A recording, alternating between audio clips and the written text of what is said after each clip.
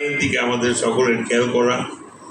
আমরা আল্লাহ রাব্বুল আলামিনের কাছে আমরা দোয়া করি আল্লাহ যেন ছেলেকে যোগ্য সন্তান হিসেবে বড় হওয়ার জন্য তার তৌফিক দেন। তার বৃদ্ধ পিতা এখনও বেঁচে আছেন, তার ভাই বেঁচে আছেন, তারা সবাই আমরা প্রত্যেকেই তাদেরকে চিনি।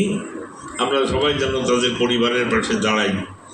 আর মামুন রেজা হয়তো আমাদের মাঝে আর কোনোদিন ফিরে আসবে না, কিন্তু তার ব্যবহার, আচরণ, তার কথাবার্তা, তার চলাফেরা দীর্ঘদিন আমরা মনে থাকবে, আমাদের মনের মধ্যে কাজ করবে যে মানুষটিকে আমরা হারিয়েছি, এই মানুষটি কোনোদিন আর ফিরে আসবে না। কিন্তু আল্লাহ রাব্বুল আলামিনের কাছে আমরা দোয়া করি আল্লাহ যেন তাকে জান্নাতবাসী করে।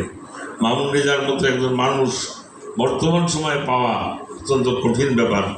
আমি আমার ছোট্ট রাজনৈতিক জীবনে যতদিনই তার সাথে দেখা হয়েছে, আমি মামুন রেজার ব্যবহার, আচরণে আজকের দিনে বলতে আমি গিয়ে দ্বিধা নাই যে রাজনৈতিকভাবে চিন্তা চেতনার দিক থেকে মামুন রেজার সাথে আমাদের কোনো রাজনৈতিক সংস্পৃষ্ট ছিল না, কিন্তু তারপরেও বলতে হয় যে মামুন রেজার ব্যবহার, আচরণ, তার কথাবার্তা, তার সব কিছু মিলিয়ে সে এমন একটা মানুষ ছিল যে মানুষটিকে কোনোদিন ভোলা যায় না, বলা সম্ভব না।